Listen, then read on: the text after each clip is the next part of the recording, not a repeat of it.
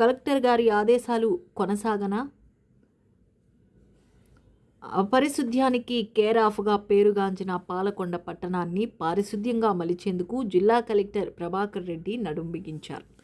మంగళవారం డివిజన్ స్థాయి అధికారులు అందరితోనూ ప్రతి వ్యాపార కూడల్లో పర్యటించారు. చెత్తను రహదారులపై, కాలువల్లో వేస్తే చర్యలు తీసుకుంటామని వ్యాపారులకు హుకుం జారీ చేశారు. పారిశుధ్యంపై ప్రత్యేక దృష్టి సాధించాలని ఆదేశించారు.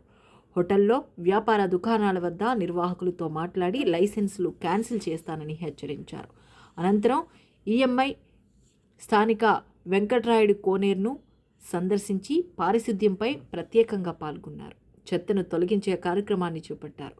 చెరువులో చెత్తను వేయవద్దని ప్రజలకు సూచించారు. దీంతో ప్రజలు హర్షం వ్యక్తం చేస్తున్నారు. అలాగే పారిశుధ్య పనులపై స్థానిక నగర పంచాయతీ అధికారులు కొనసాగిస్తారా లేక ఆరంభ సూరత్వమేనా అంటూ అనుమానాలు, విమర్శలు కూడా ప్రజలు గుప్పిస్తున్నారు. సో ఈ రోజు మన ఆబ్జెక్ట్ అంటే ఏమి, ఇప్పుడు ఫస్ట్ ముందు కలెక్టర్ సార్ ఇక్కడ పాలకొండలో 2-3 టైం విజిట్ చేశారు. ఆ పాలకొండలో చాలా వేస్ట్ ప్రాబ్లం అది ఇది చెప్పారు. సో ఇది కోసం collector sir has taken on himself that we will clean Palakonda at any cost. That's why to lead by example, sir has come here today to show us how we can do clean Palakonda with the help of public participation.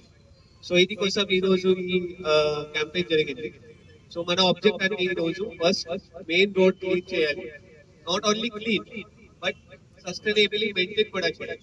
So ఇది కోసం ఇక్కడ public participation with administration support, we are going to launch this event. So I thank you Collector sir for taking this initiative, sir. This will go long way to change the Palakonda, not only in terms of infrastructure but also people's mindset. So we have divided our entire street in 6 sections.